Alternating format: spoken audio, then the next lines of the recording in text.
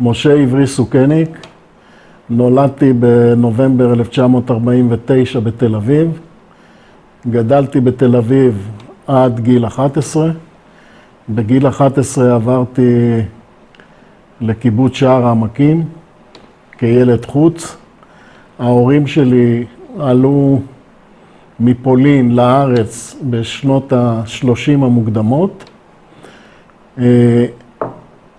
הצד של אמי כולם עלו לארץ, הצד של אבי, האחים והאחות, ההורים נשארו בפולין ונספו בשואה. בקיבוץ גדלתי מגיל 11 עד הצבא. למעשה זה הייתה לגדול עם המדינה. ביוני 67, מלחמת ששת הימים, אנחנו הכיתה הבוגרת לפני גיוס, ולמעשה שכל חברי המשק היו מגויסים. הכיתה שלי די החזיקה את הקיבוץ בענפים המרכזיים,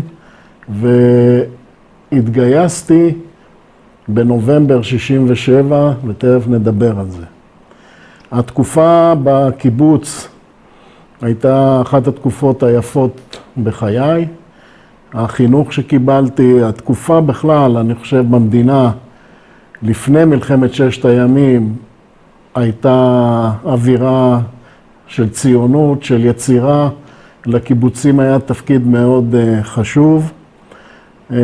אני תמיד מספר שהבאתי את טליק להרצות בקורסים על עקרונות המלחמה, והוא הביא לדוגמה, העיקרון המלחמה הראשון זה דבקות במשימה לאור המטרה, והוא הביא לדוגמה את ישראל שלפני מלחמת ששת הימים ואת ישראל אחרי מלחמת ששת הימים, שלפני ששת הימים הייתה למדינה מטרה אחת ברורה, העם היה מאוחד והלכנו לכיוון הזה, ואחרי ששת הימים למעשה העם מפוצל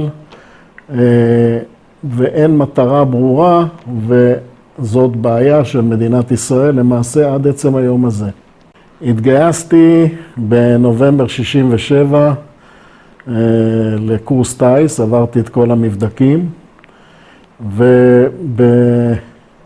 ולמעשה 3 שבועות זה נקרא טרום גיבוש, ומשם הוחלט שאני לא אהיה בחיל האוויר, אני אהיה במשהו אחר, ועברנו לשריון, עשינו טירונות בחסה, מקצועות בבית ספר לשריון בג'וליס, ומשם עברנו לצמ"פ בחטיבה 401, גדוד 79, מחנה נתן. המג"ד היה חיים ארז, המ"פ היה אילן מעוז. אני הייתי בצוות מ"פ, הייתי נהג טנק, התחלתי כנהג טנק.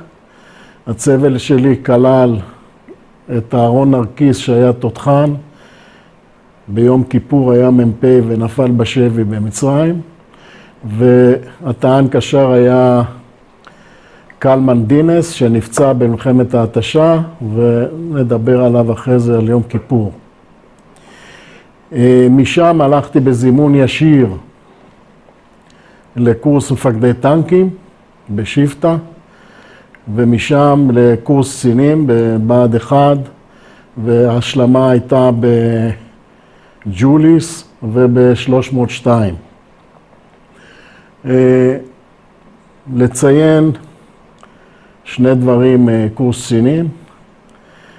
אחד, שעשינו ניווטים באזור ג'וליס, ניווטים רכובים, ובסוף הניווט עצרנו במסמיע לשתות בירה, ואחד החבר'ה לקח איתו את הכוס בירה, ושעלינו לנו לקומנדקר, הוא נתן לי להחזיק את הכוס עד שהוא יעלה, והתחלנו להתבדח עם הנהג, סע לאט, יש פה דברים שבירים, והסתובב המדריך והסתכל עליי ואמר לי, אתה ראה את הכוס? אמר לי, לקחת את הכוס מהמסעדה? אמרתי לו, כן. חזרנו למסעדה, הוא אמר לי, תחזיר את הכוס, החזרתי את הכוס. הגענו לבסיס, מסדר לילה טוב, ואחרי זה הוא לוקח אותי הצידה, ואני אומר לו, תשמע, חבל שתטיף לי, לא הייתי בסדר, החזרנו את הכוס, לא קרה כלום, בוא נתקדם. הוא אמר, אם אתה חושב ככה, זה באמת בסדר גמור. אבל למחרת בבוקר, מסדר בוקר, סוכניק הצידה, מה רעיון מ"פ. ניגש למ"פ, המ"פ היה שלום אנגל, זיכרונו לברכה. אומר לי, תשמע, זה מקרה חמור, אני לא יכול לעבור על זה לסדר היום, אני מעביר אותך למפקד הקורס. מפקד הקורס היה יעקב פפר, יעקב הדר.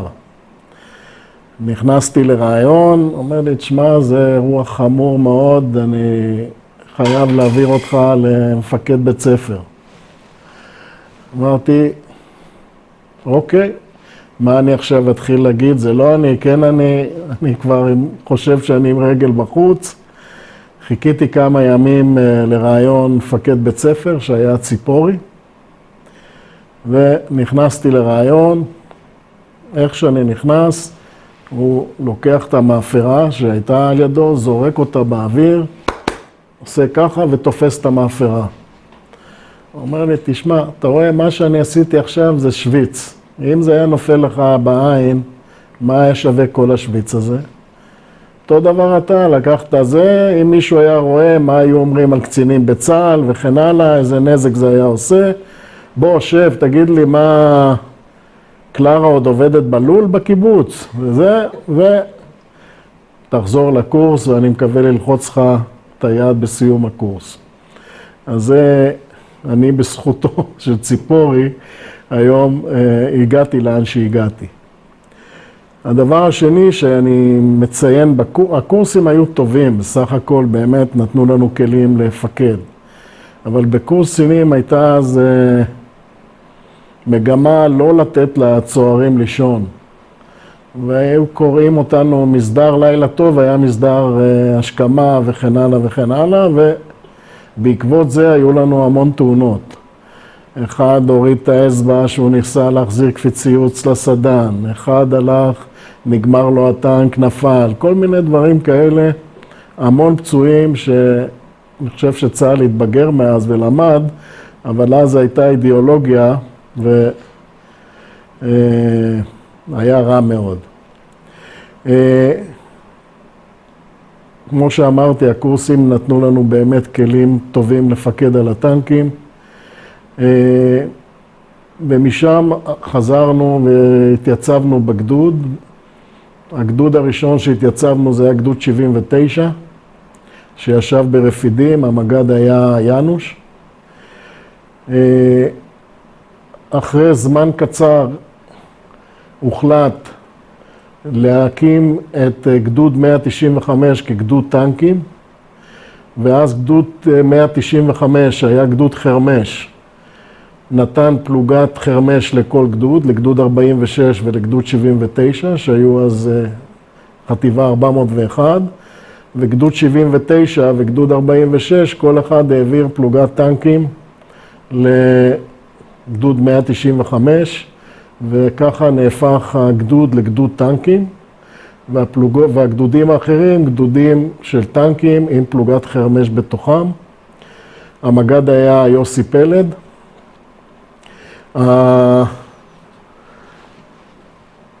המ"פ היה אדם ויילר, זיכרונו לברכה. הפלוגה שלנו אחרי קלטה חיילים צעירים, והעברנו צמ"פ בגדוד 195. המ"פ השני היה יבץ, ומ"פ החרמש היה ששה. זה היה צוות הגדוד. משם ירדנו לקו במלחמת ההתשה. במלחמת ההתשה שתי חטיבות התחלפו ביניהם, חטיבה 14 וחטיבה 401, 3 חודשים קו, 3 חודשים עורף. הגדודים בעורף ישבו ברפידים וברתמדה, והגדודים בקו ישבו באזור בלוזה ודרומה. גדוד 195 החליף את גדוד 9 שישב בגזרה הצפונית, נכנסנו לקו. אני קיבלתי עם המחלקה שלי אחריות להצטרף למוצב שהיה מדרום לקנטרה, קראו לו מוצב נסיכה, מול האי אל-בלח. ושאר הפלוגה, חלקם התחלקו במוצבים כטנקים בודדים, וחלקם, עיקר המשימה הייתה לבצע סיורים. זה היה משמרות של 24 שעות. מ"מ היה יוצא עם המחלקה למערב לילה. עם שחר היה נוסע לנקודת מפגש, שם היינו פוגשים את מחלקת חי"ר, זה היה או גולני או צנחנים, ואיתם עושים פתיחת ציר מקנטרה עד הציר הצפוני, עד המוצב הצפוני שנקרא טמפו. ובמשך היום מובילים שיירות בין המוצבים, ובסוף היום סוגרים את הציר, והמחלקה הולכת לנוח 24 שעות. כל 24 שעות מתחלפים. ביום הראשון שהגדוד נכנס לקו, המ"פ אדם ויילר מוביל את הסיור בגזרה הצפונית. בדרך חזרה נהרג כנראה מירי צלף. מחליף אותו גיורא לב, שהנהיג את הפלוגה בהצלחה לאחר האירוע הקשה שעברנו. גדוד 195 נקרא גדוד אדם על שם אדם ויילר, זיכרונו לברכה. האירוע, שני אירועים שחשוב להזכיר אותם. אחד, במוצב נסיכה, שהוא היה מול האי אל-בלח כמו שציינתי, הותקף על ידי קומנדו מצרי, ואז הוזעקו שתי מחלקות טנקים, מחלקה שלי ומחלקה של יונה שוהם, שטרסבורגר נקרא בזמנו. אנחנו תגברנו את המוצב, הדבנו את הסירות, ולמעשה מנענו פשיטה על המוצב, שחטף אש ארטילרית, אש תופת. מפקד האוגדה, צ'יץ', בזמנו הוציא דף יום קרב כזה, שציין את העבודה הטובה של הטנקים, של יונה ומשה. בסך הכל היה באמת אירוע יפה. אירוע שני, זה אירוע שבאותו יום היו שני מערבים על הציר הצפוני. המערב הראשון נהרג מ"מ חבר, הוא היה כבר סמ"פ אריק אנג'ל, זיכרונו לברכה. והמערב השני, בדרך שהוציאו את השיירה, היה עוד מערב אחד. באותו יום, אם אני זוכר נכון, נהרגו איזה 17 איש. היה יום קשה מאוד. ואני בקשר עם משפחת אנג'ל עד היום. למעשה ויקי, אמא של אריק, נפטרה השבוע. ירון, האח הקטן שלו, שהיום מנהל את המאפייה, אני אימצתי אותו, ובחופשים הוא היה בא אליי לקיבוץ, ונוסע איתי במשאית, ירון עד היום. דבר נוסף שחשוב לי לציין, שהוא גם משפיע על ההמשך, זה החיילים.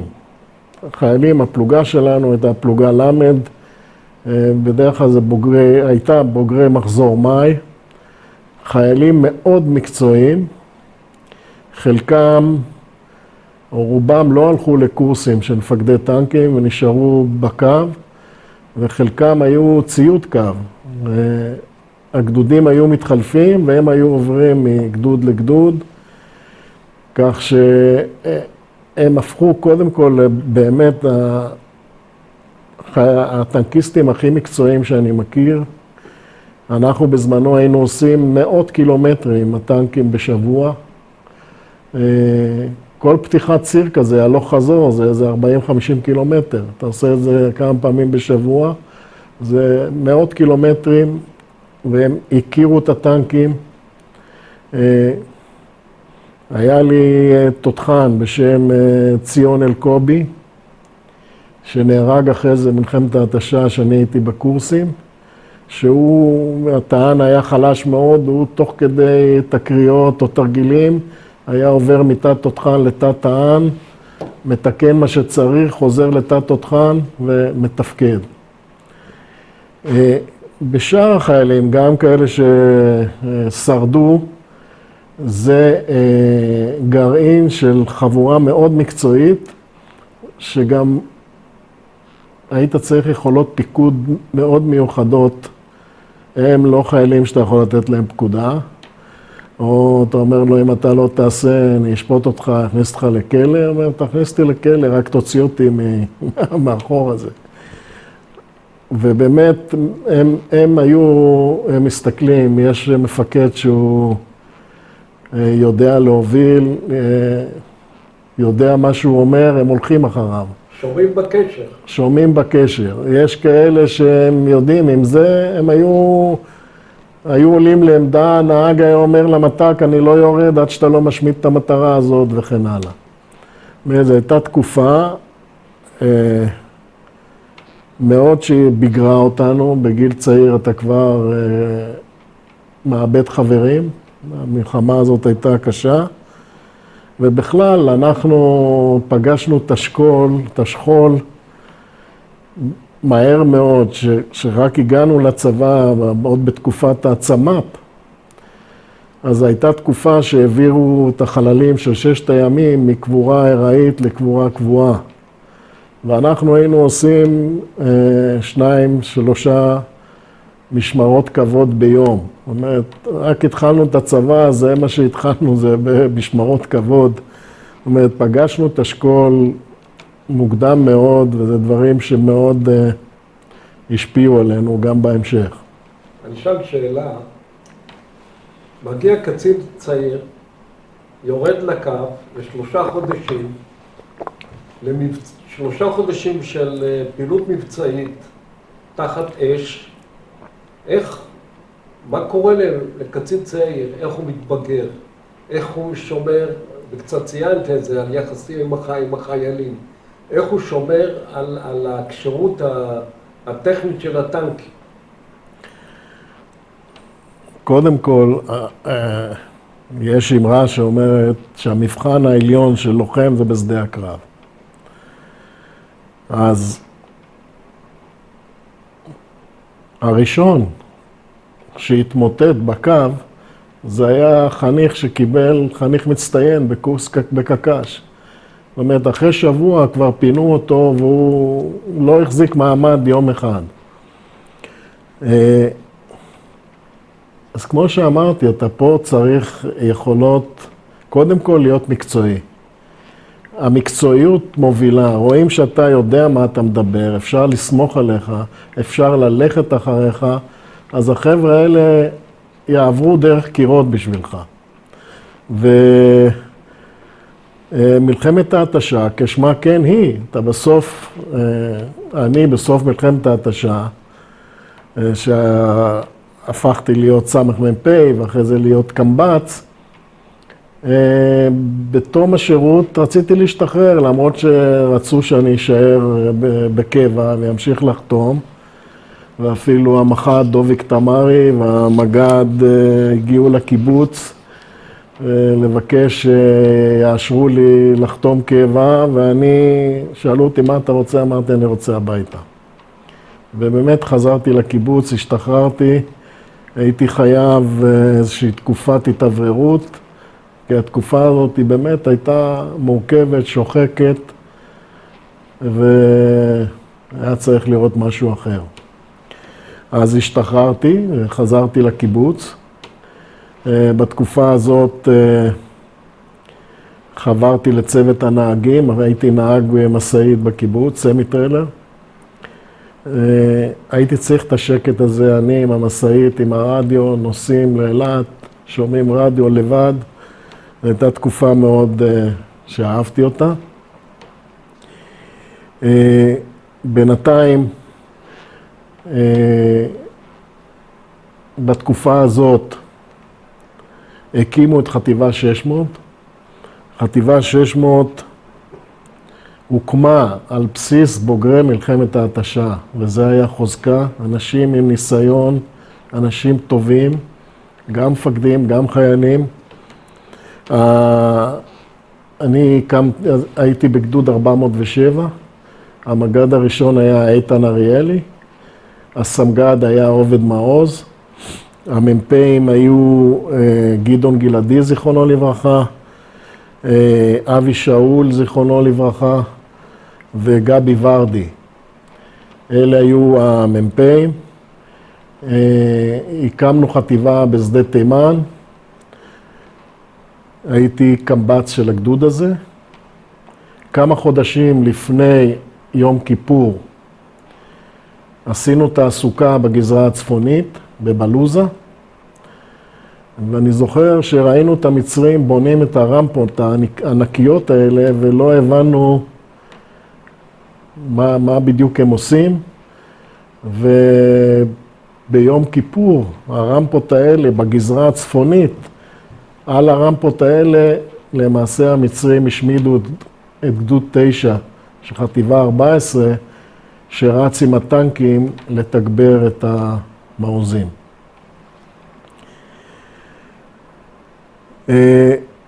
חודש לפני המלחמה אני יוצא עם חבר לטיול של שנה. רצינו להתחיל באירופה, לעבוד קצת באירופה, ומשם לטוס לאוסטרליה, טיול של שנה.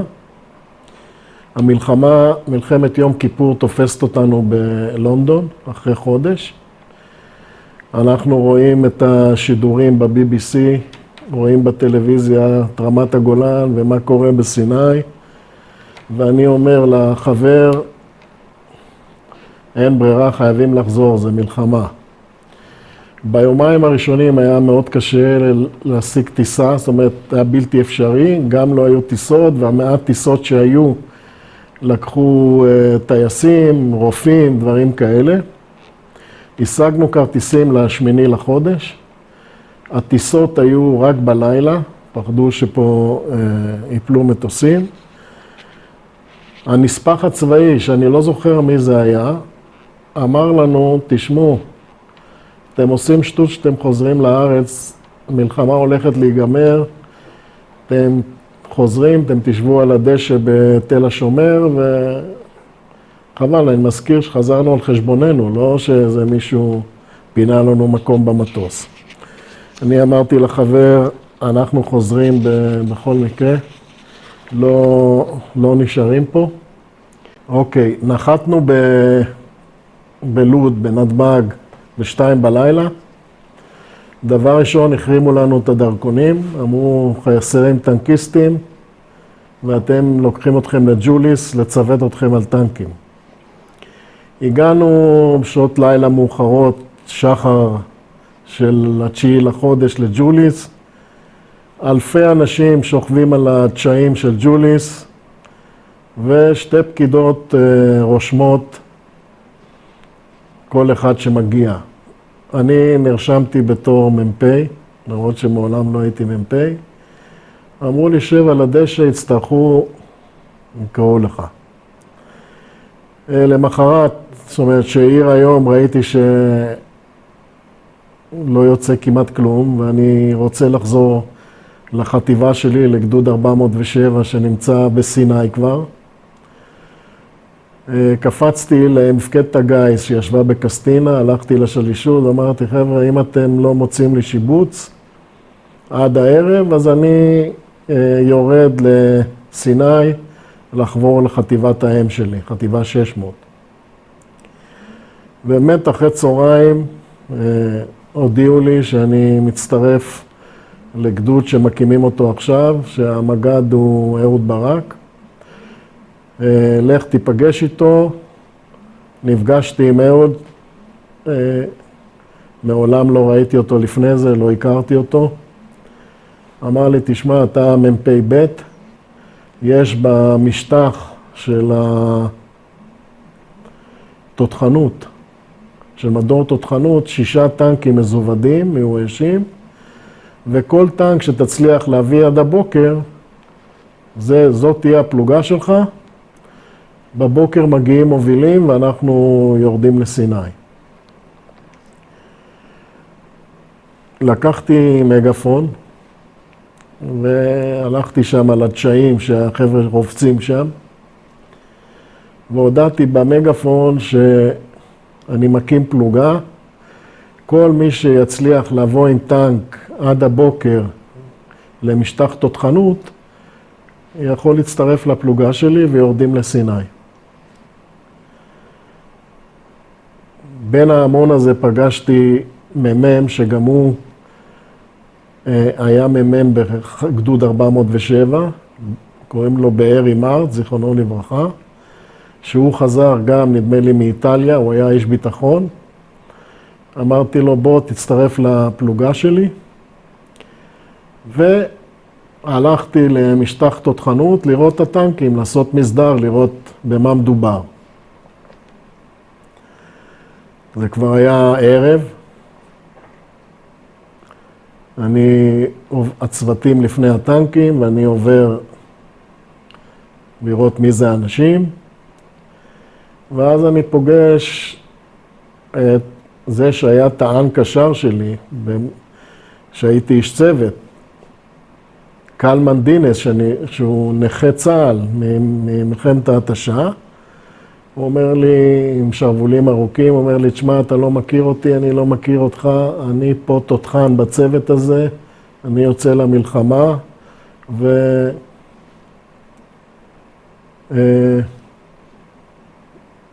תעבור הלאה. אמרתי לו, בסדר גמור. ועכשיו אני צריך לבחור טנק. אני מסתכל על הטנקים, ואני בוחר טנק ואני אומר, זה הטנק שלי. הטנק הזה היה מצוות עם 4 מת"קים. למה בחרתי את הטנק הזה? לפטון היה צריכון גבוה שהיה מחובר עליו 0.5. להפעיל את ה-0.5 הזה היה מאוד מאוד מסובך, אם בכלל, להוציא ממנו איזה כדור. שלא לדבר על זה שלהיכנס דרך הצריכון הזה לאנשים גדולים כמוני גם היה קשה, והוא היה מוסיף גובה לטנק. הטנק שבחרתי זה טנק שעשו בו ניסוי לשתול לו צריכון של שרמן. הצריכון של שרמן, המדפים נפתחים הצידה, ובאמצע מול המפקד יש מקלע 03. אמרתי, מקלע 03 זה גם יותר נמוך, גם יותר קל להיכנס, גם מקלע, זה הטנק שלי. הצוות קיבל את זה קשה. נספר כמה זה היה קשה עוד כמה דקות. עד הבוקר הצטרפו אליי עוד טנקים, הגענו ל-14 טנקים בפלוגה. הגיעו מובילים וירדנו לרפידים. יש לי שאלה. ידעתם מה קורה במלחמה, ברמה, בסיני? לא ידענו אני לא ידעתי כלום, אני מזכיר. אני חזרתי באותו לילה מחול, ידעתי שהסורים יש להם הצלחות ברמה, ידעתי שלמצרים יש הצלחות בסיני, ידעתי שיש כבר הרבה עבדות, עוד לא ידענו שמות, עוד לא ידענו זה, אבל מה בדיוק קרה, לא ידענו. ידענו שהמצב קשה.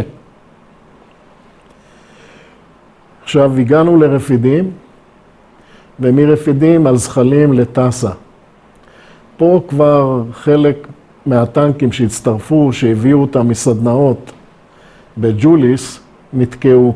הם היו לא קשירים, לא סתם גררו אותם מסדנאות, אבל אחד הדברים שעבדו בצורה יוצאת מן הכלל במלחמה, זה כל נושא החצר האחורית, מחלקות החימוש, מערך החימוש. אז הטנקים האלה נשארו, תקנו אותם, ומהר מאוד הצטרפו חזרה לגדוד ולפלוגה. אז היה טוב שהבאנו אותם, זה שהבאנו אותם, ככה תקנו אותם, והגענו לטסה.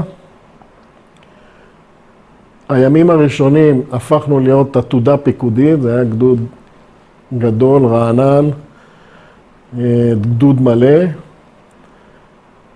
הימים הראשונים, הצוות שלי כל כך כעס עליי. עכשיו, אני חזרתי מחול, לא היה לי כלום. בלוד הייתי עם המזוודה, לא נתנו לנו לנסוע הביתה, לשים את המזוודה אפילו. אז תפסתי נהג מונית, נתתי לו 50 שקל, או לירות זה היה, אז תביא את המזוודה להורים שלי שגרו בתל אביב. ואיפשהו לקחתי פה סרבל, פה נעליים, פה עוזי, אבל לא היה לי ציוד. הם לא בלילה, לילות הקרים של סיני באוקטובר, הם לא נתנו לי אפילו סמיכה, אני שכבתי כמו איזה מצורע עד הקרב הראשון. אחרי זה כבר עטפו אותי והכילו אותי והכל היה בסדר. עוד שאלה, איך הגדוד הזה ארגן פלוגה פפקדה, חימוש, תאגד, איך ארגנו את זה? מהיקב ומהגורן, מה שנקרא. הכל היה די מאולתר. קודם כל, מי זה היה הסגל של הגדוד? אז אהוד היה המג"ד, הסמג"ד היה נחום גת, המ"פים זה הייתי אני, מ"פ מקיבוץ דן קורש, פרץ קורש, מ"פ חרמש עצמון ניצן, היה מ"פ מפקדה והיה רופא, אבל הכל היה מאולתר, מאורגן, מבצעים, קמב"ץ. מי זה קמב"ץ? הקמן היה יאשה קזקוב. עכשיו, כשאתה שייך לחטיבה, יש מסודר, אתה יורד לסיני, אתה מקבל מפות, אתה מקבל זה. פה הדברים האלה לא היו קיימים, אלא כל פעם קיבלנו איזה גיליון של מפה, זה מספיק ל-24 שעות האלה, יש לך מפה, וככה התגלגלנו. אבל בסך הכל, אני מסתכל לאחור, אחרי כל מה שהגדוד הזה עבר, הגדוד תפקד מצוין, עבד בסדר גמור. כמו כל גדוד, למרות שהוא היה גדוד מאולתר.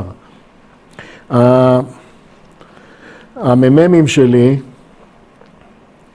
זה היה גורדון יצחק מקיבוץ גבעת ברנר, נועם יפה, גר פה נדמה לי בשילת או בכפר רות, בארי מארט, ז"ל, זיכרונו לברכה. אלה היו המ"מים, באמת בסדר גמור, למרות שרק את בארי הכרתי, את השאר הכרתי במלחמה, קצינים תפקדו בסדר גמור. אז כמו שאמרתי, התחלנו להתארגן, קצת להכיר אחד את השני, אבל בכל זאת, הסמ"פ שלי, לא ציינתי, קראו לו אשר טל, לימים נהיה רופא בבאר שבע.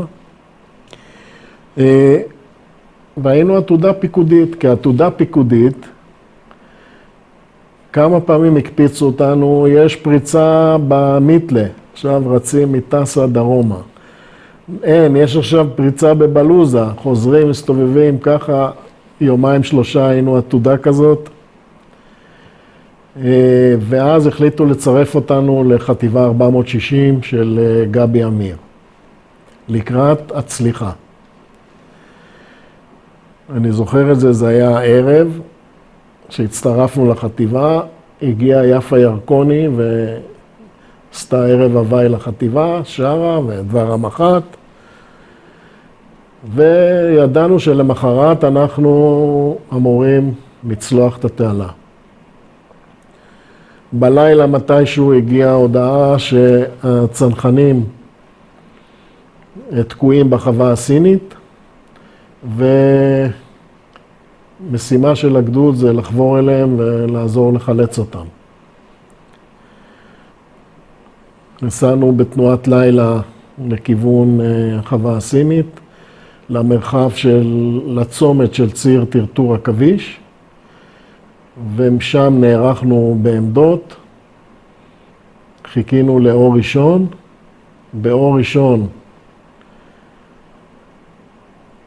שני דברים שחרוטים בראש. אחד, מטח סאגרים על כל הגדוד, על כל טנק איזה 2-3 סאגרים, שלשמחתי אף אחד לא פגע, לחוטים עברו אותנו, ועל כל טנק היה 2-3 חוטים. אבל פעם ראשונה שראינו את הדבר הזה, שקוראים לו סאגר. והדבר השני, ראינו חיילים, לוחמים של חטיבה 35, חוזרים מהקרב שהם גוררים את הנשק, מרושלים, כמו צבא מובס. תמונה מאוד קשה. זה מה שעבר על החבר'ה האלה, שהצליחו לחזור לקו כוחותינו. הרגשת שזה משפיע עליך, המראה הזה? זה השפיע מאוד, שאתה רואה חייל ישראלי ככה, אומר לך, זה פתיחת המלחמה שלנו. מאוד השפיע. אני אומר, שני הדברים האלה חרוטים, זה תמונת היום הראשון של המלחמה. עד עכשיו שיחקנו, נסענו ימינה, שמאלה, דרומה, צפונה, אבל לא חווינו שום דבר שמתקרב למלחמה הזאת.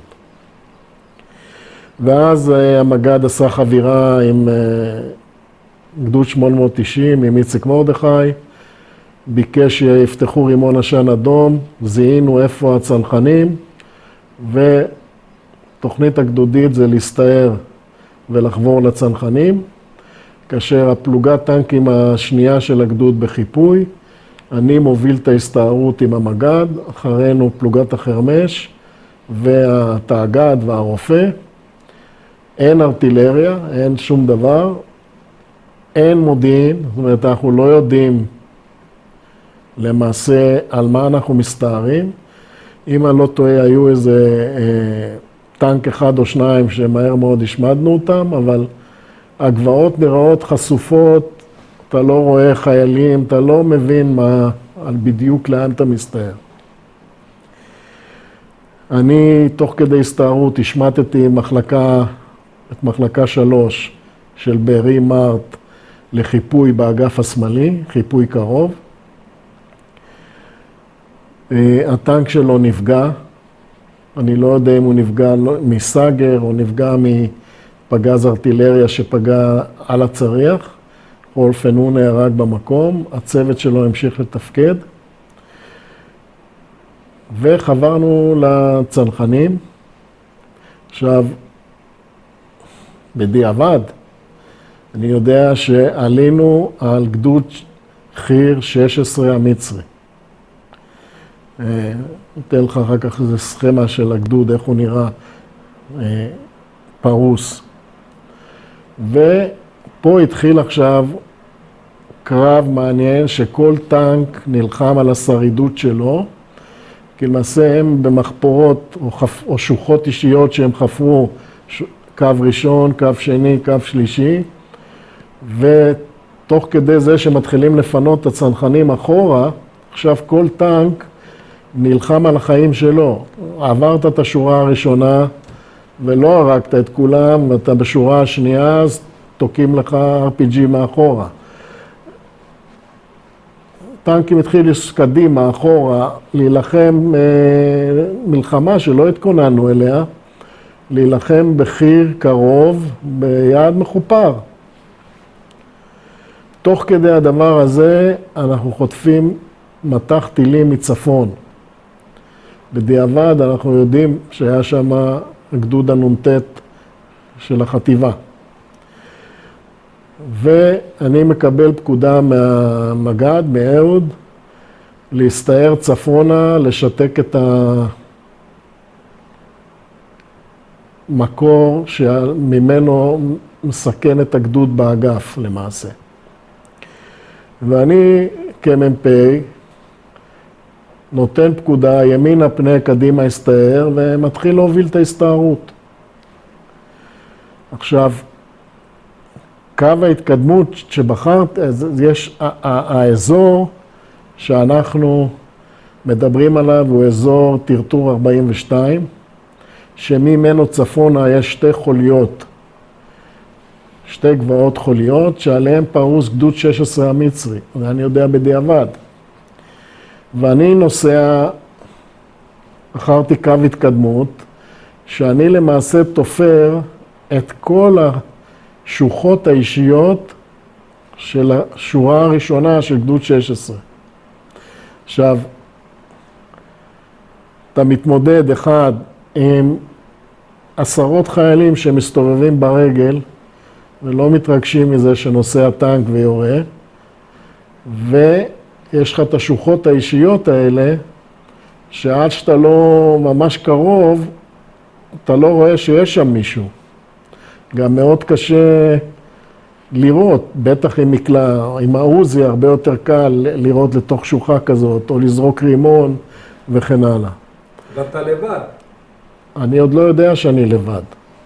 אני בשלב הזה נלחם על חיי ויורה כמו מטורף מכל מה שיכול לראות. פגזים, מקלע מקביל, מקלע מפקד, עוזי, זורק רימונים, הצוות טוען לי את המחסניות. נלחם על החיים שלי ולא עוצר, הטנק ממשיך לנסוע. כתוצאה מהדבר הזה נפסק ירי הסאגרי מצפון. והמג"ד העריך שפה פינו כבר את רוב הצנחנים, וזה אפשר לנתק מגע, ונותן פקודה לנתק מגע ולחזור לקו כוחותינו. ואז כשאני שומע את הדבר הזה, אני מסתובב, ואז מסתבר לי שאני לבד, אין אף אחד מאחוריי.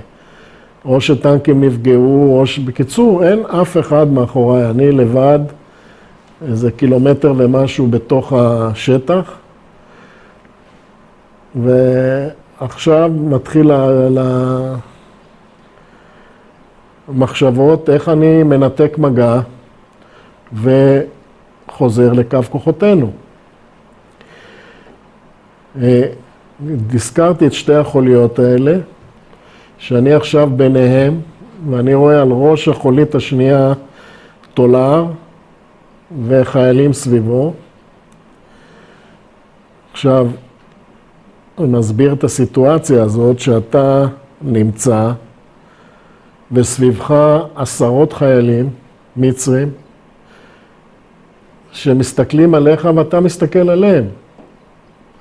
עכשיו, אתה לא יכול להגביה קנה, להחליף סרט. הפגזים נגמרו, תורניים, ובמגח בשביל להוציא מהכוורות אתה צריך צודד אחורה. עכשיו, אני לא אצודד אחורה, לא תחיל להוציא, נשאר לי מאיך אחד בקנה. ואפילו להחליף סרט ב-03 שהוא נוח לפני האף, מ5 מטר מסתכלים עליך. עכשיו, אתה שם סרט, דורך, אתה תחטוף ישר כדור בראש. איך להתנהג? ואני החלטתי שבשלב הזה אני יורה את הפגז האחרון על הטולר שסביבו יש איזו ערימה של חיילים. בהלם שזה יוצר, שובר ימינה, ממשיך לכוון על המצרים נשק למעשה ריק, וככה אני מנתק מגע. וכך היה, ויורה את הפגז הזה, משמיד את הטולר, עושה שם את המהומה שזה עושה, ואני מנתק מגע. בדרך חזרה, פחות או יותר ב2/3 הדרך, פתאום אני רואה 2 צנחנים שוכבים על הקרקע.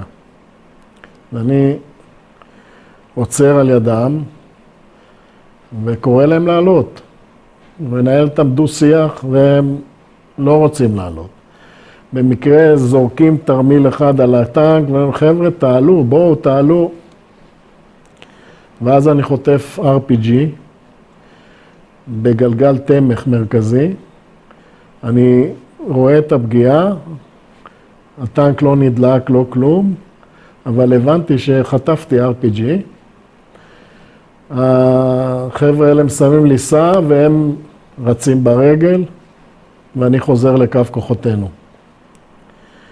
אני בודק את הטנק, מה קרה, ואני רואה שהפגז חדר דרך הגלגל תמך למכל דלק, ויש נזילת דלק. טנק לא נדלק לשמחתי, וטנק מושבע, צריך לשלוח אותו להחליף מכל דלק וגלגל תמך. ואז אני רואה טנק בלי מפקד, עולה עליו, לא שואל יותר מדי שאלות, ומתחיל לארגן את הפלוגה. ואז אני שומע פתאום בקשר, שהסמ"פ שלי קורא לי, הוא אומר לי, קודקוד, כאן הסגן שלך, אני נמצא, נשארו 3 טנקים בוערים על היד, אני נמצא בין 3 הטנקים עם צנחנים, אנחנו פה בלי מים, בלי תחמושת, המצרים זוחלים אלינו ויש לנו פצועים. מסתבר שהוא בהתקפה הזאת חטף פגיעה בטנק ועף מהטנק. הצוות לא שמע, ניתק הקשר, הסתובב וחזר לכוחותינו והשאיר אותו שם. עכשיו אין ארטילריה, אני מבין שהוא לא לבד שם, אלא אם יש עוד חבורה של צנחנים שלא חילצו אותם. בדיעבד אני יודע שהמ"מ של הצנחנים זה בחור גם מפורסם, קוראים לו חזי דחבש, שהוא אחרי זה די התלונן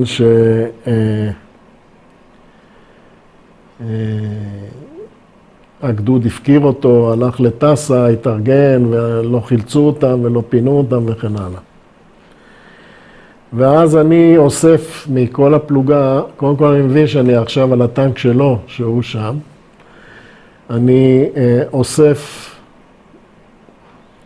את המעיכים מכל הפלוגה, במשך כמה שעות יורה סביבם, לא נותן למצרים להתקרב אליהם, עד שהצלחנו לארגן קצת ארטילריה ועשן, ונכנס נגמ"ש בפיקוד גידי דוברצקי, נכנס מהר, הגיע אליהם, העמיס אותם והוציא אותם. למעשה זה הסתיים החלק שלנו בחווה הסינית.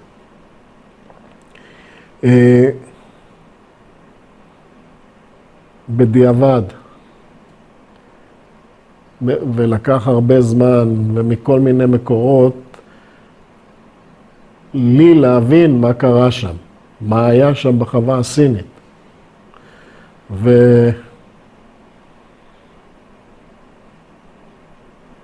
והדברים האלה די לא נותנים לי מנוחה עד היום. חטיבה 14 ניסתה לפתוח את ציר טרטור ממערב למזרח.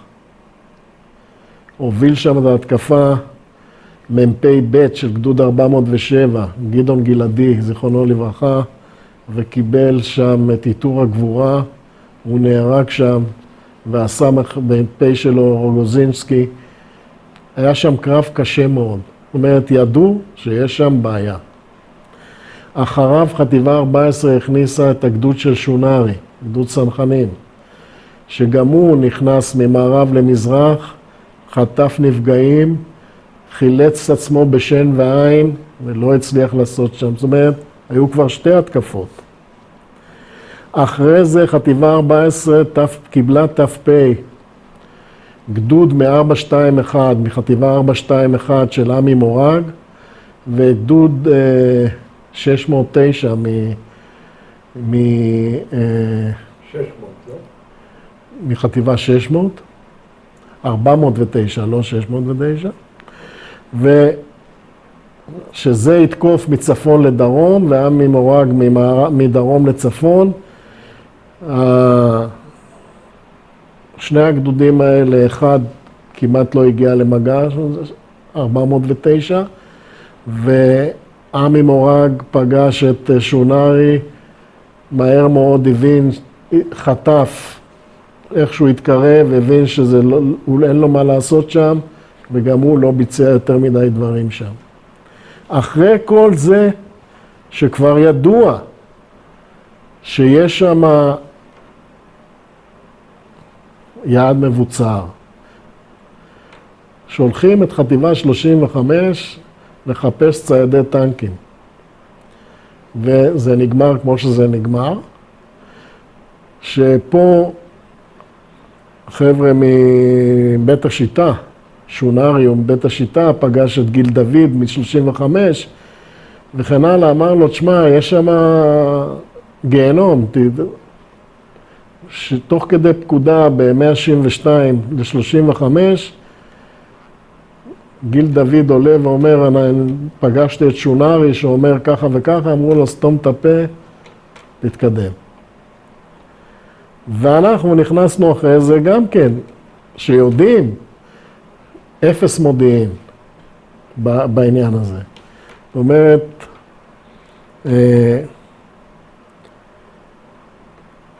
אז קודם כל, אני לא מדבר על הרמות הממונות, אם במטכ"ל ידעו שדיוויזיה 16 שם וחטיבה 16 שם, ולמה למטה לא ידעו מה קורה.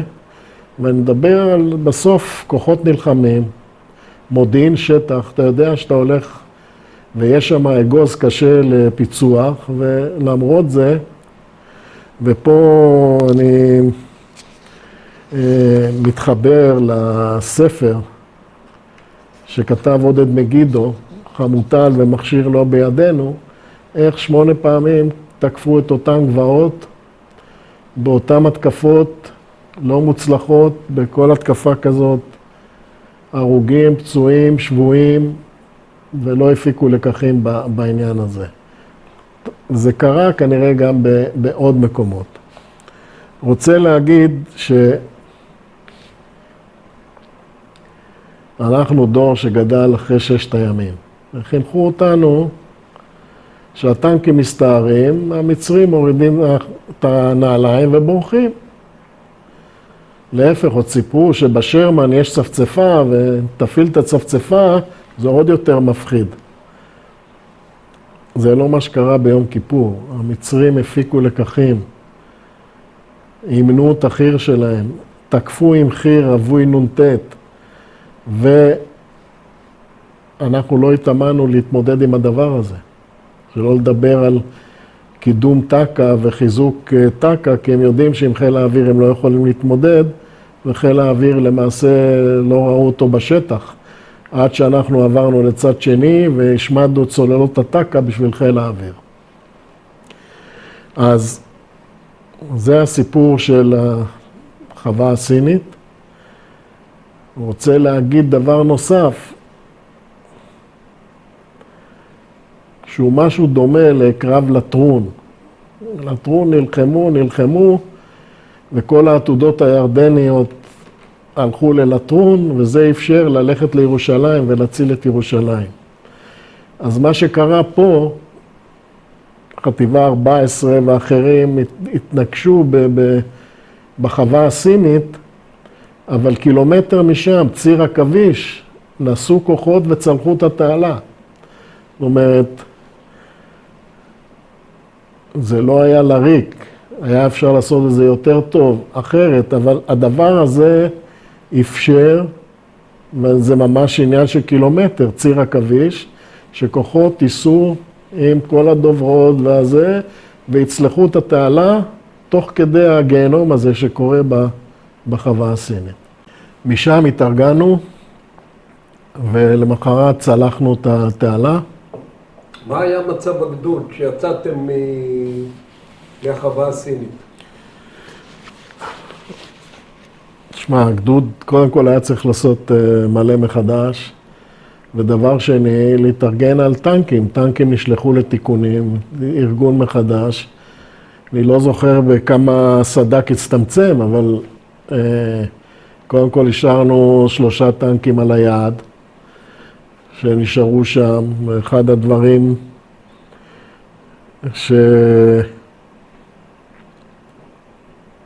שהיו מאוד לא נעימים וצורבים, זה שאתה, יש 3 טנקים ואתה לא יודע מי שם. רק אחרי המלחמה יכולנו להבין מי האנשים שנפגעו ונהרגו שם, בטנקים האלה.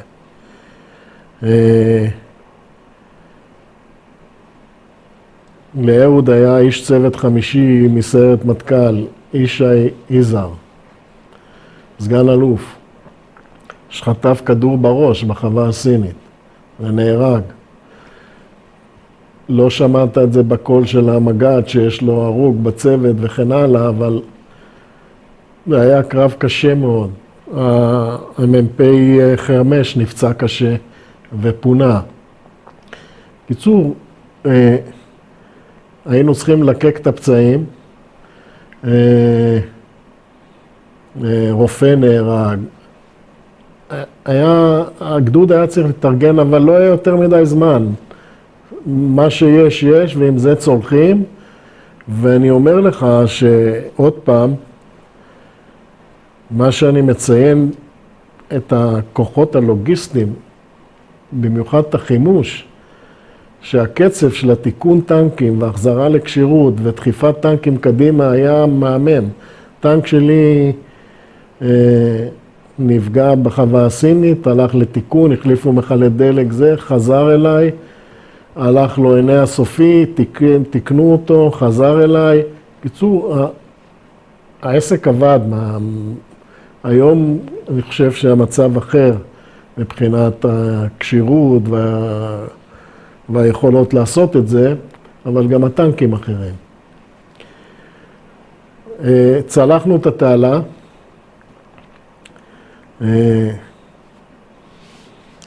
פה היה איזה קטע שהיינו צריכים לנוע בחיץ החקלאי.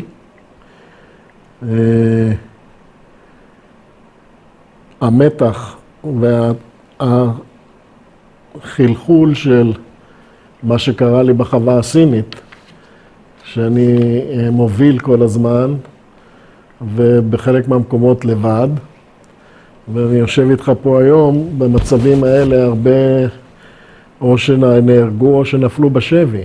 ואני, כנראה מישהו שמר עליי, הצלחתי לצאת מזה איכשהו.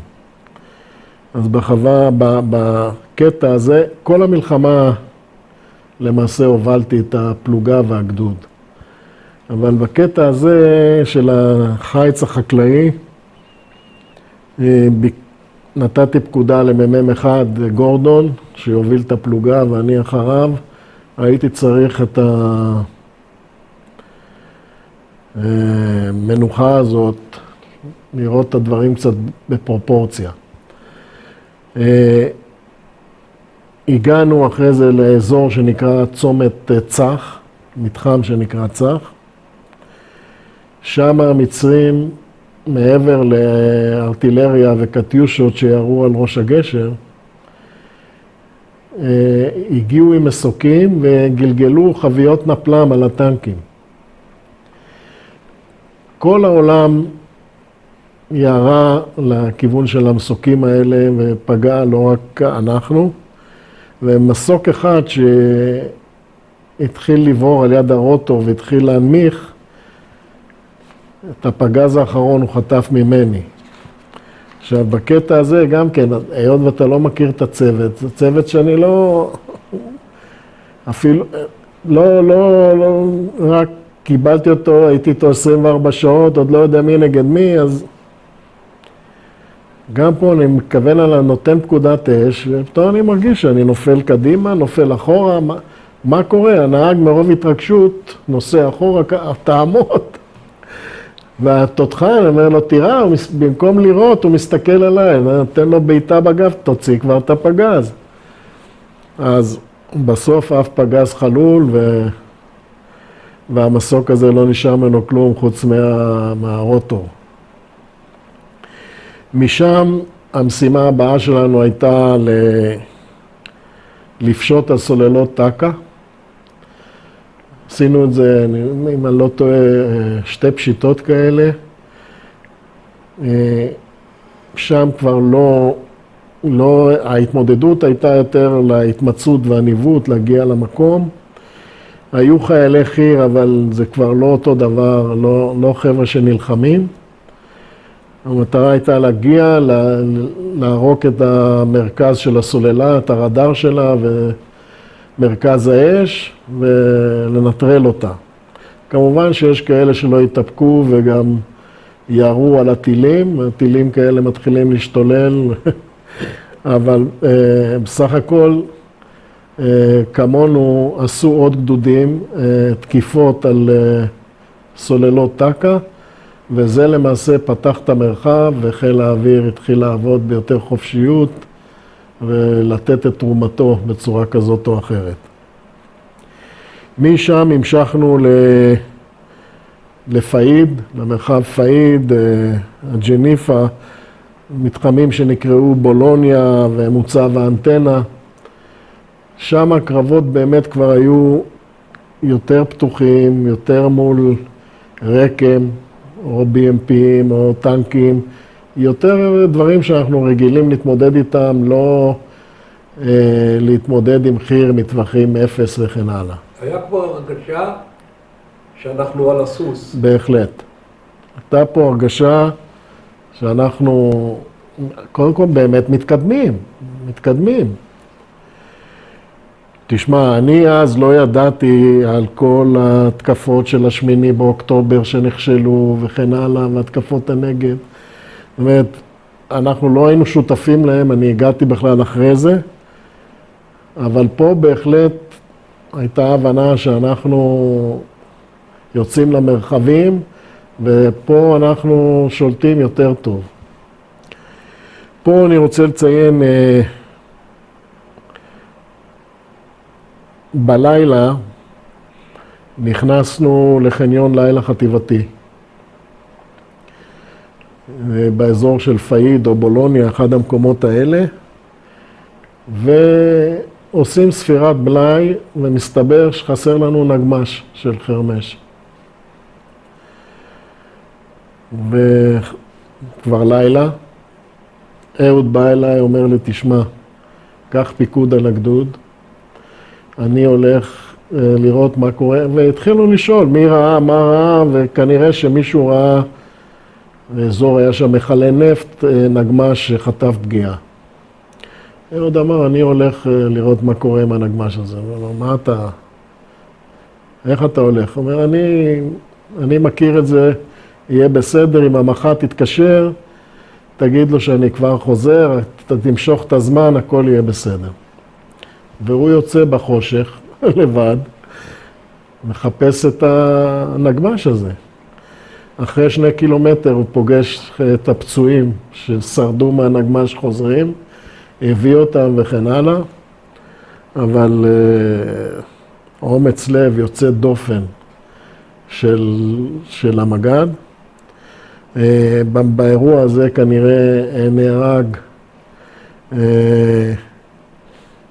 המ"מ מהחילוץ בחווה הסינית, דבורצקי, זיכרונו לברכה, ואנחנו גם מתחילים להצטמצם בנושא הזה של נגמשי חי"ר.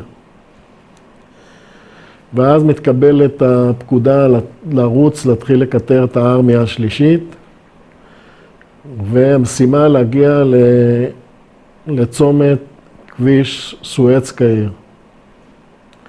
עכשיו, כמו שסיפרתי לך, אנחנו כל פעם מקבלים מפה, זה גיליון, השטח שם הוא פלטה, חמדות, ועוד פעם, אני מקבל את המשימה להוביל את הגדוד. רגע, תן ללמוד, לראות, מאוד מאוד קשה להתמצא, לנווט וכן הלאה. זאת אומרת, אין פה בעיה של לחימה כרגע, אלא באמת לרוץ מהר ולהגיע לפני חושך לצומת הזאת. ואז אהוד רואה שאני מבין שאני קצת מתקשה, וזה עוד פעם משהו שלמדתי, ואני תסתכל, אתה רואה באופק הר גבוה עם 3 מדרגות, אומר לו, כן, אומר לי, זה ג'בל עתקה. מרכז הפלוגה שלך צריך להיות המדרגה האמצעית. סע, אל תסתכל על המפה, סע מהר. ככה הובלתי את הגדוד שאני מרכז הפלוגה, זה המדרגה האמצעית, ונפלנו 200 מטר מהצומת. אז זה גם כן הסוגיה של התמצאות ואיך אתה, אני חושב שאהוד הפגין פה כושר פנומנלי. אז יורד החושך, ויש ידיעות מודיעיניות שיש חטיבה מצרית, טנקים, שמנסה לחזור מארמיה 3 לכיוון קהיר. והגדוד מקבל משימה לנוע בתנועת לילה על הכביש לכיוון דרום סואץ, ולהיערך שם לחניון לילה לקראת כניסה לעיר סואץ מדרום. עכשיו עוד פעם, אני מקבל את המשימה להוביל. זה עוד מעט איזשהו קטע מאוד חושך מצרים, אין אמצעי ראיית לילה. אתה יודע שיש אפשרות להתקל בחטיבה מצרית, אתה לא יודע איפה היא, ועכשיו תוביל. אין ברירה, אני מוביל עם כל החשש וכל המתח, מגיעים לכניסה הדרומית של העיר סואץ ונכנסים, זה 200 מטר מהכביש לחניון לילה. מדוממים בפק"ל של חניון לילה, שקט, כולם ממתינים, ואז מגיע משאית מצרית עם חיילים, רואה טנקים בחניון, חושב שזה טנקים מצריים, ואז יורדים מהמשאית והולכים לטנק האחרון. הטנק האחרון זה של הסמג"ד, הוא אומר, חבר'ה, חיילים מצרים בדרך אליי, מה עושים? אהוד נתן לו פקודה תירגע, נתן פקודה לחרמש לרדת, לעשות פעולה רגלית, לקחו אותם בשבי, נגמר טוב. למחרת קיבלנו פקודה להיכנס מדרום לעיר סואץ, שאנחנו עוד פעם, אם אני לא טועה, נגמ"ש חרמש אחד, זה מה שיש לנו. זה 24 לחודש, יום אחרון. לא, לא, לא, לא, לא, לא, לפני. לא, לפני. לא היום האחרון. כמה ימים לפני. ואנחנו נכנסים מדרום, לרחוב הראשי, קיבלנו משימה, אני זוכר נכון, להגיע למרכז העיר, בתים, 4 קומות, פחות או יותר דברים כאלה, יורים לכל הכיוונים, נכנסים עד למקום שנקרא, היה שם איזה אצטדיון ומסגד, ועשרות חיילים מצרים, יש לנו שבויים. מה עושים איתם? יש לך נגמ"ש חרמש אחד, מה עושים? ואהוד החליט שאנחנו לא נשאר ברחוב בלילה, נצא החוצה, נעשה חניון לילה ונחזור בבוקר. אז גם פה כושר האלתור של אהוד, הוא תפס שם איזה מצרי, אמר לו, תשמע, אתה מפקד תורן, אתם הולכים לישון בבוקר, ב-6 בבוקר, כולם פה בשלשות, אנחנו נחזור ונטפל בכם. וכך היה. מחרת בבוקר נכנסים, המצרים עומדים בשלשות, בא סמיטריילר, אמבטיה כזה, המיסו את כולם, שבויים, לקחו אותם. ופה אמרו, הצנחנים בדרך אליכם, לעזור לכם לתאר את הבתים. למעשה, לא הייתה יותר מדי לחימה, אבל אנחנו ידענו שאנחנו באזור לא נקי. ואז אני עוד פעם בראש הגדוד, ואני רוצה לציין 2 דברים. אחד, אתה יודע, במלחמה אתה מתחיל לפתח אמונות תפלות. והאמונה תפלה שאני פיתחתי זה שאני לא מפרק את העוזי. העוזי הזה הציל אותי בחווה הסינית, אני לא מנקה אותו, לא כלום, הוא כל הזמן איתי, תלוי על הצריח, עזרה ראשונה על כל צרה שלא תהיה. ואני פה על טנק, בגלל שהלך לי עיני הסופי, עליתי על טנק של גור, של בחור שקוראים לו יוסי מורג, הוא היה המתק, וסמכתי אותו לטען, והטנק הזה יש לו את הצריחון של המגח. ואני שם את העוזי על הצריחון, לפני העיניים. באיזשהו שלב אני אומר לו, תשמע, אני מכניס את הראש לאכול איזה סנדוויץ', תהיה אתה בתצפית. והוא צופה, הכל בסדר, אני מרים את הראש חזרה, פתאום אני רואה, את העוזי מפורק. אני, תגיד לי, מה אתה נוגע לי בעוזי? אומר לי, המפקד, לא נגעתי לך בעוזי, ואני מתעצבן עם הדגל נותן לו בראש, אמרתך לא לגעת לי הוא אומר לי, לא נגעתי לך בעוזי. אני בודק את העוזי, מסתבר שצלף מצרי הכניס כדור במכסה גוף של העוזי, מזל שהכנסתי את הראש לאכול סנדוויץ', ככה לא חטפתי כלום, אבל מה שפירק אותו זה כדור מצלף מצרי. לימים הייתי בהלוויה של יוסי מורג, הוא נהפך, הלך לקורס קצינים ונהיה קצין, אלוף משנה, מח"ט, והתנצלתי בהזכרה ואמרתי, אני מבקש עכשיו, זו הזדמנות טובה להתנצל שסתם האשמתי אותך בפירוק העוזי. בהמשך של אותו יום, פתאום חטפנו RPG, שפגע בגלגל מתח. הדבר הראשון שקרה זה הנהג פתח את המדף וברח. עכשיו אתה אומר, נהג אחורה, נהג זה, אין, אתה כמו חסר אונים, שהנהג בצד מתחבא. עכשיו אתה מתחנן לנהג לחזור, כי רוצה לפנות את הטנק מהשטח. בסוף הוא התרצה, חזר, ונסענו, הטנק עוד היה יכול לזוז וכן הלאה. אבל זה גם כן, עוד פעם, אנשים, אתה לא מכיר, אתה לא יודע על מי אתה יכול לסמוך, ובמצב כזה פתאום, בהמשך הבנו שיש סכנה של חוליות RPG, ואז חילקנו גזרות לתצפית, ואהוד אומר לי, אתה רואה את הבית הזה?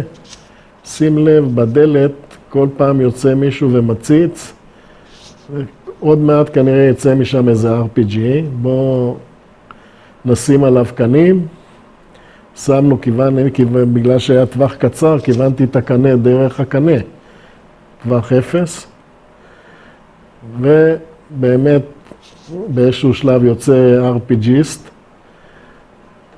אהוד סופר עד 3, שנינו יורים על הדלת הזאת, נגמרה החוליה.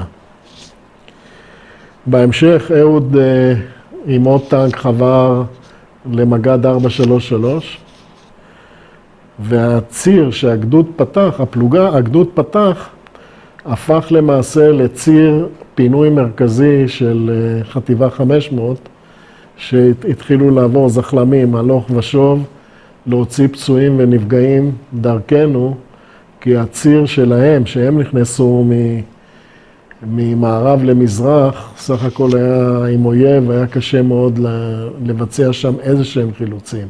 זה הסיפור של הקרב הידוע ב-24 לחודש. נכון. איך אהוד הגיע עם 2 טנקים לא היינו רחוקים מהצומת הזאת, חבר בקשר והגיע. מה הוא עשה שם? הוא מצא שכולם יורים שם כמו מטורפים, שהרגיע אותם, כי חלק מהזמן לא היה על מה לראות שם. חבר לנחום זקן, החליף איתו מילה, הסביר לו איפה אנחנו נמצאים, ואני אומר, החל מרגע זה, אני זוכר אפילו שמו שבויים מצרים על הטומבון של הזחלמים, שיוכלו לנסוע ולפנות שלא יראו עליהם. אבל התחיל הגל של פינויים.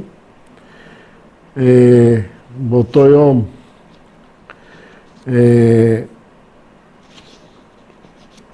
חברו אלינו צנחנים, חטיבה ירושלמית אם אני לא טועה, והתחילו לתאר את הבתים בסביבה שלנו, ואז נכנסה הפסקת האש.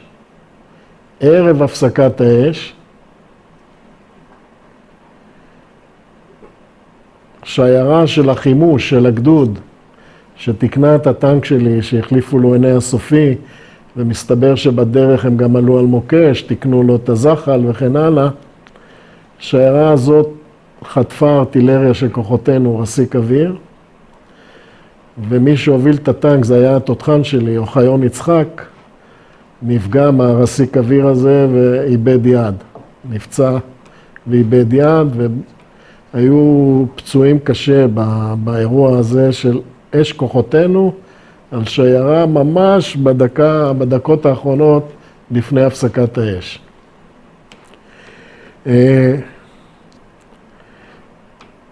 זה הסיפור שלנו בסואץ. יש לי עוד שאלה. אתם למעשה הגעתם לדרום העיר יומיים לפני הקרב הגדול ב-24. זאת אומרת, כבר הסתובבתם שם. כבר ידעתם שיש שם מצרים שנלחמים. קודם כל, עוד פעם, יש דברים שאני יודע בדיעבד. עיקר המערך המצרי ישב על הכביש הראשי של קהיר סואץ. כן? בשביל, גם כי זה היה ציר ראשי, גם אם בסוף לתת לארמיה 3 איזשהו פתח לברוח, זה הציר הזה, ושם היה מרכז הבעיה. אנחנו באנו בהפתעה מדרום, שאף אחד בכלל לא ציפה שמישהו יבוא מדרום.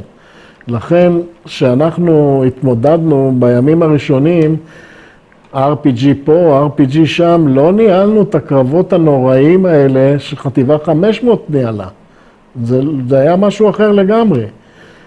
חוץ מזה, שאני לא יודע ברמת מ"פ, איזה קשר היה בין הגדוד שלנו למה שחטיבה 500 עושה, מה קורה בחטיבה וכן הלאה, כי אנחנו שייכים ל-460 וזה חטיבה 500.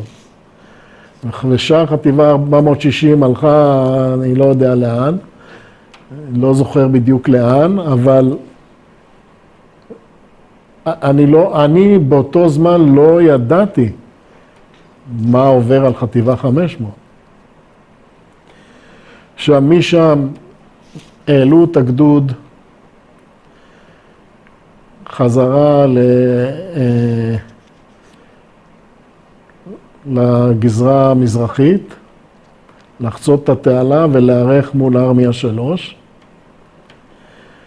שחצינו את התעלה, היה לי ג'יפ שלל, ואני החלטתי לנסוע עם הג'יפ הזה צפונה על ציר לקסיקון, לראות מה קורה.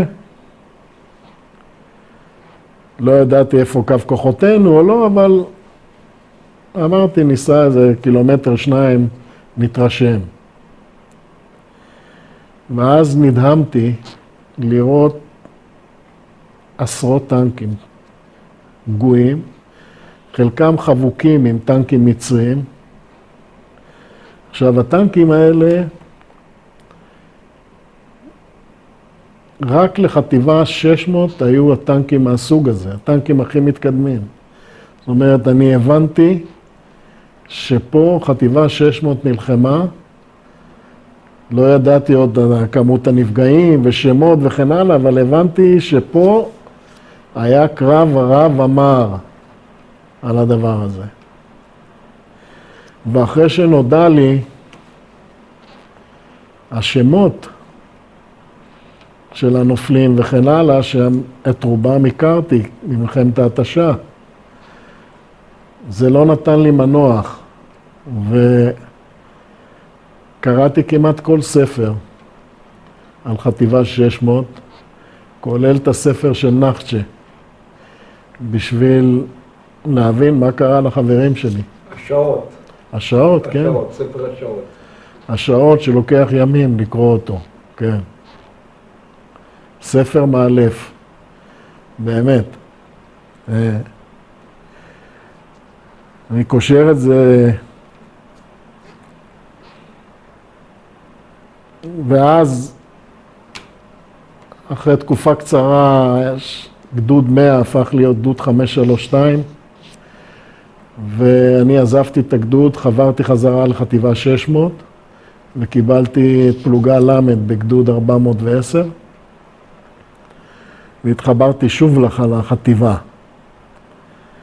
אבל רק קמצוץ מזה של ההיכרות עם הנופלים ועם הקרבות. כשהייתי מפקד זרוע היבשה,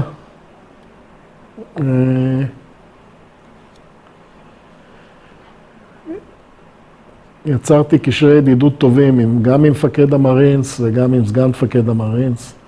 לימים שניהם השתחררו,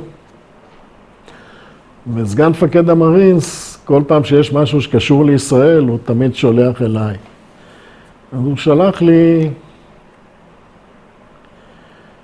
אימייל, ואמר לי, שמע, האישה הזאת רוצה לבוא לבקר בישראל, תראה מה אתה יכול לעזור לה. אמרתי, שלחתי לה אימייל, אמרתי, מה אני בשמחה יעזור, מה את מתכוונת לעשות וכן הלאה. אז היא אומרת לי, תשמע, כותבת לי. ואני קורא את האימייל שלה והצמרמורת עוברת בגבי. תשמע, אני אחות של ג'רי ברגמן, שנהרג ביום כיפור בגדוד 407. ואני עוד חודשיים בא, יש יום הזיכרון, אני בא לארץ, ואם אתה מכיר אנשים שהכירו אותו, מה, אני אשמח להיפגש ולראות וכן הלאה. ולמה עוברת בצמרמורת? זה מחזור גיוס שלי. אני מכיר אותו אישית, בחור מקיבוץ גניגר.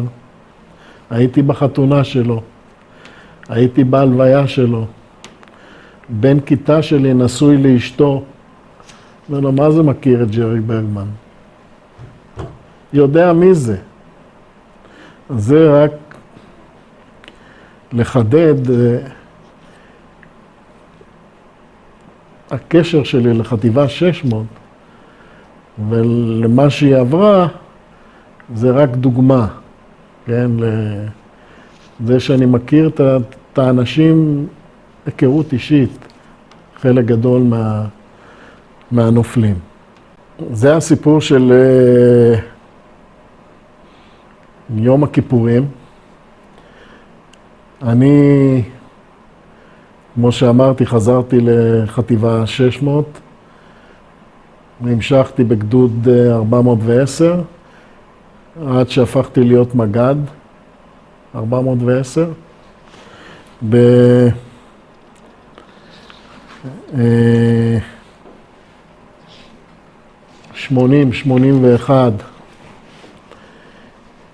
פנה אליי אהוד לחזור לקבע, להיות מג"ד, והיה אז חוסר במג"דים.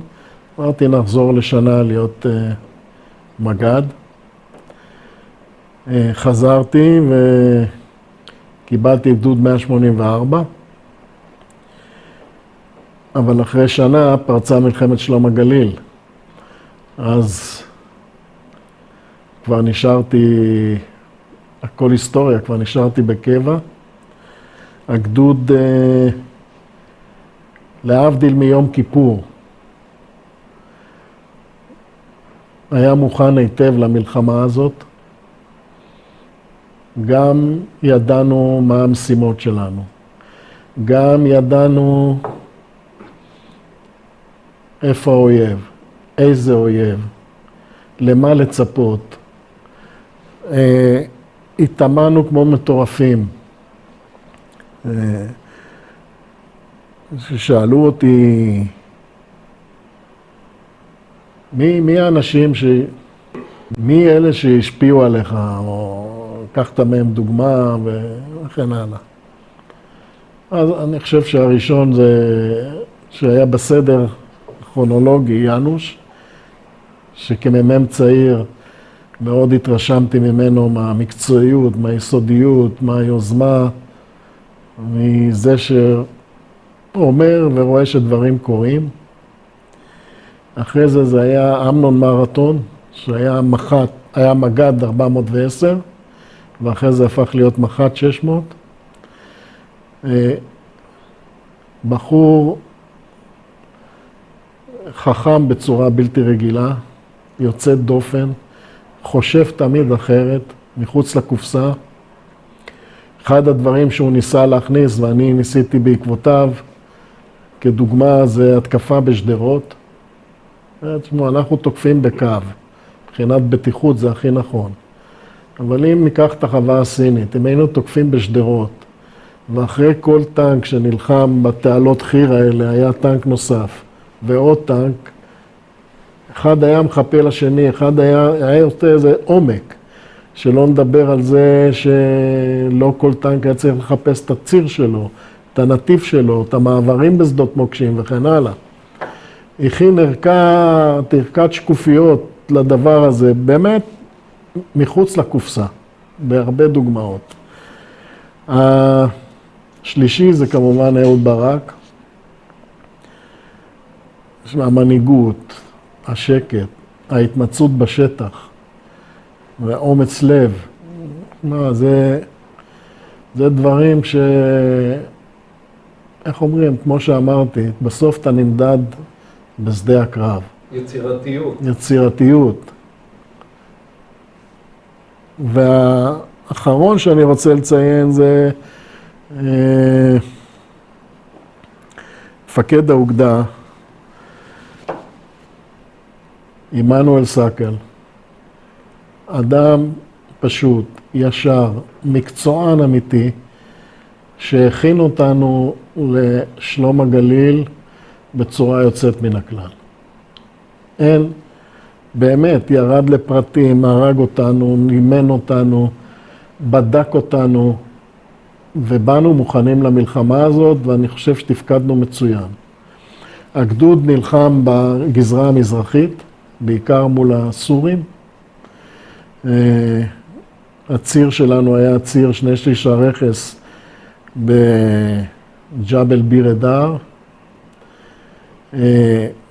ציר שתכננו אותו. מימיננו על ציר הראשי שהלך לכיוון צומת משקי, הלכה חטיבת בה"ד 1. ואנחנו היינו גבוהים מהם, ולמעשה פתחנו להם חיפינו להם מלמעלה, פתחנו להם פקק של טנקים שהיה באזור מקום שנקרא חוש דנייבה.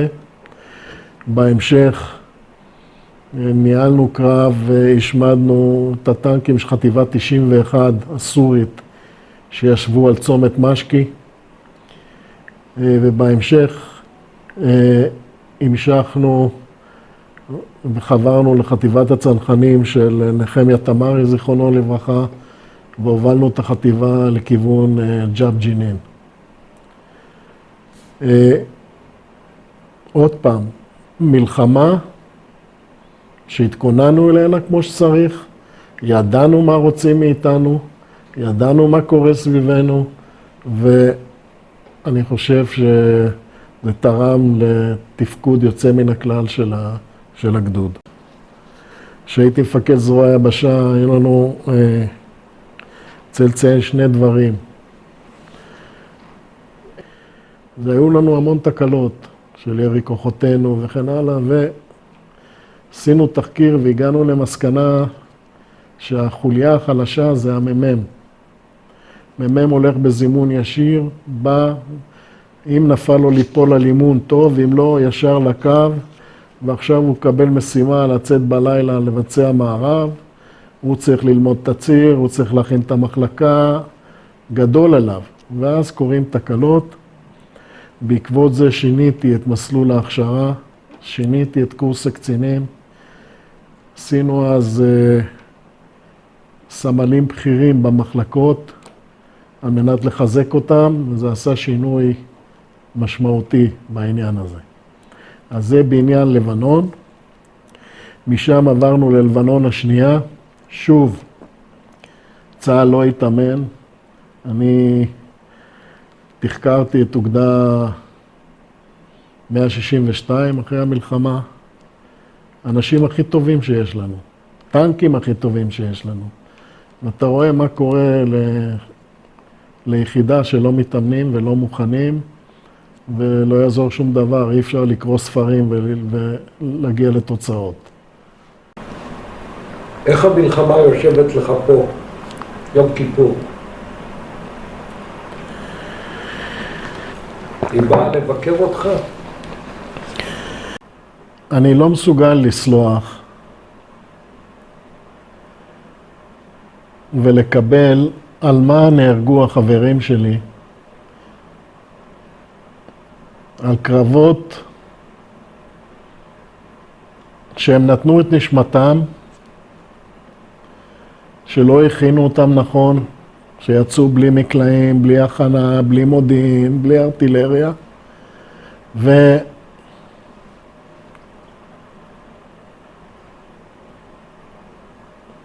וזה אוכל אותי, כן? אני לא מדבר על צמרמורת, שאני אומר, אני הייתי יכול להיות גם לחזור בארון. זה שאני יושב פה ומדבר איתך, זה... כי היה לי גם מזל קצת.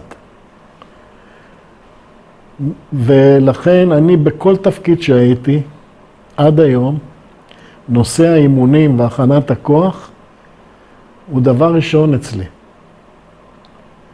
אני כל הזמן נלחמתי, ואני גם היום מנסה הכי טוב שאני יכול להשפיע שרמת האימון תהיה כזאת אחד, שתיתן באמת תכין למלחמה הבאה, לא למלחמה שהייתה.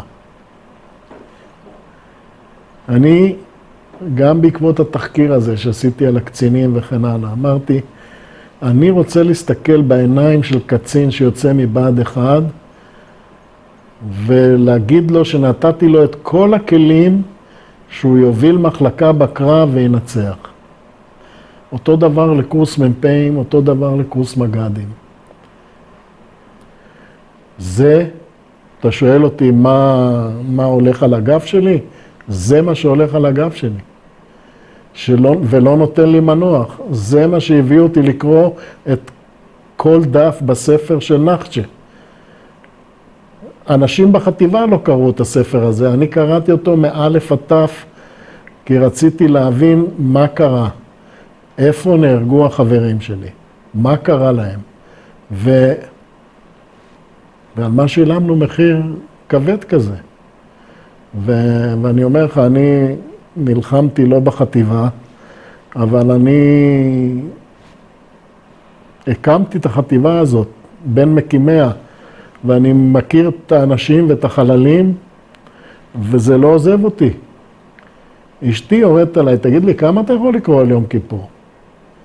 אבל אני, מה שסיפרתי לך פה, ב5 דקות על החווה הסינית, לקח 40 שנה ללמוד את זה. כולל מהספר של נחצ'ה, איפה למדתי על הגדוד של עמי מורג וגדוד של 409 שתקפו? מהקריאה של הספר של נחצ'ה. אין, שום מקום לא ראיתי דבר כזה. אז, ואני, את התצה הזאת של הטנק שלי, שצולמה, איך הטנק שלי עושה מסלול טנק בודד בחווה הסינית, קיבלתי 40 שנה אחרי יום כיפור, מאיזה צוות שעשה תחקיר, שמע את הסיפור שלי, והביא את התצה הזאת. זאת אומרת, שמע, אנחנו מדברים על הלם קרב, וזה שאנשים עברנו דברים בחיים. אנחנו לא יכולים לצאת ולהגיד שום דבר. לא ראינו, זה לא השפיע וכן הלאה. אנחנו כולנו שרוטים. במלחמה הזאת במיוחד. ואמרתי לך, אנחנו התחלנו את השירות בהלוויות. ואחרי זה נהרגו החברים הכי טובים שלנו, שאני לא רוצה לתאר איך את חלקם אספנו ומה נשאר מהם. ולאורך כל השנים אנחנו מתעסקים בדברים האלה, וכולל הסיפור הזה שאמרתי לך שאנחנו קובעים גורלות של אנשים. אז לשאלתך, אני כל הזמן אומר שהדור שלי הוא דור של מלחמת יום כיפור, שראה כמה קרובים היינו לחורבן, להפסיד את המלחמה הזאת, שכל עוד אנחנו חיים, אנחנו לא יכולים לתת לדבר הזה אפשרות שזה יחזור. אנחנו צריכים לעשות הכל בשביל שזה לא יחזור על עצמו. עודף הביטחון העצמי הזה. הרי עוד פעם, מכל הספרים שאתה קורא וכל זה, עודף הדרג המדיני, השטויות שעשו, הכתובת הייתה על הקיר, היינו יכולים להימנע מהמלחמה הזאת בכלל. אני לא מדבר על להפיק לקחים, להילחם אחרת וכן הלאה, אבל המלחמה הזאת, אם היו מתנהגים אחרת, הייתה נמנעת. אז על מה שילמנו מחירים פה? אז אתה שואל אותי איך זה לא נותן לי מנוח. אז אני לא חולם כל הלילה על החווה הסינית וכן הלאה, אבל זה לא עוזב אותי בכל התפקידים שעשיתי, וגם היום אני מנסה להשפיע בצבא על האימונים, על איך שומרים על כשירות ביבשה. עוד משהו? נראה לי מיצינו, לא? קודם כל אני מודה לך, באמת רעיון מאלף. מה אגיד, אצלי זה כל רעיון, זה עושה לשני הצדדים, זה לא רק מה שעובר עליך, גם מה שעובר עליי. אז המון תודה, ורק בריאות. אמן.